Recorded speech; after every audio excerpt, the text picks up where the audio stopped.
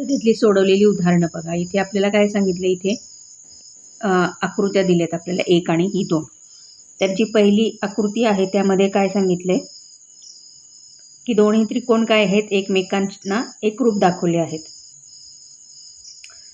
तर यामध्ये त्यांनी आता प्रश्न काय विचारलाय, तर ह्यामधली कसोटी कोणती आहे आणि हे जे एकरूपता आहे त्यांची ती कोणत्या शिरोबिंदूवरनं तुम्ही सांगाल, दाखवू शकाल.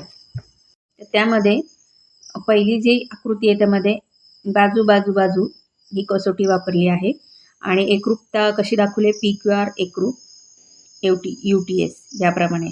आणि दुसऱ्या आकृतीमध्ये ASE म्हणजे अँगल म्हणजे कोन, बाजू कोन ही कसोटी वापरलेली आहे आणि त्यांची जी एकरूपता आहे ती DBA एकरूप DBC याप्रमाणे आहे.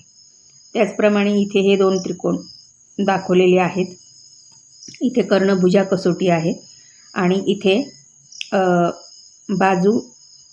कोन बाजू कोन ही कसोटी इथे वापरून त्यांनी आपल्याला विचारलेलं आहे की हे कशा पद्धतीने तुम्ही इथे वापरून सांगा. तर त्यांनी काय सांगितले, पहिल्या याच्यामध्ये हे जे आहेत ते काय आहेत, काटकोन त्रिकोण आहेत.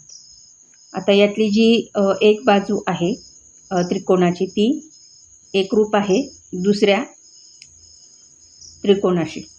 त्यामुळे ते ह्यामध्ये आपल्याला एक जास्तीची माहिती काय दिलेली आहे की LN हा काय आहे, कर्ण LN हा एकरूप आहे कर्ण FEशी किंवा EFशी.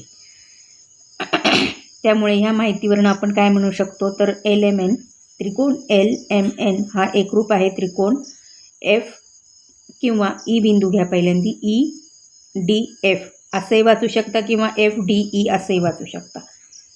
अशाप्रमाणे याचं उत्तर आलं.